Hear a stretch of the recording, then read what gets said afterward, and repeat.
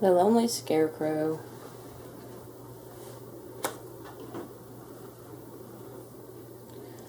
In the middle of a field, under a sky the color of cornflowers, stood a scarecrow. He had a scary face but a kindly heart. More than anything, he wished that the animals and birds would be his friends. But the creatures of the field were afraid of the scarecrow's flapping coat and big black hat. They were afraid of his beady eyes and his crooked nose and his jagged metal mouth. In the spring, the scarecrow watched the animals play at the edge of his field. He watched the birds as they made their nests. He watched the carefree tumblings of fox cubs and rabbits.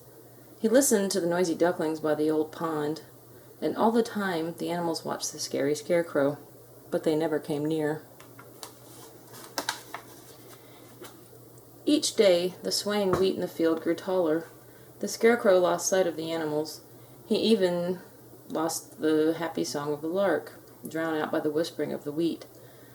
Marooned in his golden sea, the scarecrow lost hope of ever making friends.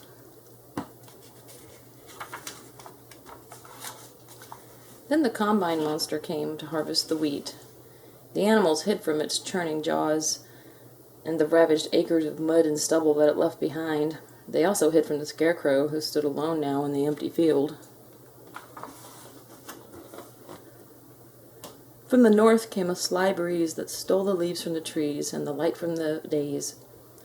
The animals hurried home to their warm burrows and cozy nests. And the scarecrow felt even lonelier, for he knew that winter was coming.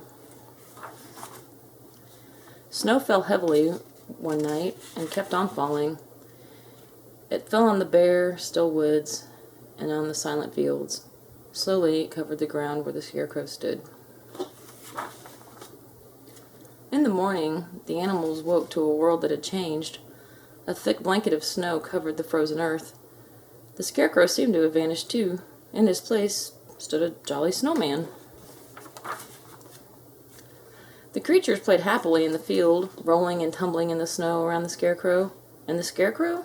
Well, he was as cheerful and bright as the sunny winter day. Although he was happy, the scarecrow was afraid of what would happen when he lost his snowy coat. He was afraid that the animals would shrink from his twisted shape.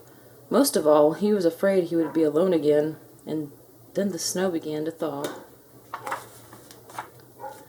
The snow slipped off the scarecrow's shoulders and dripped from the brim of his hat. When the last patches of snow fell from his face, the animals looked up in wonder. Could the friendly snowman be the same scary creature they had feared for so long?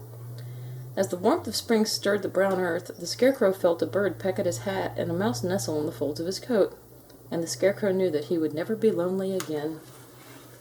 The end.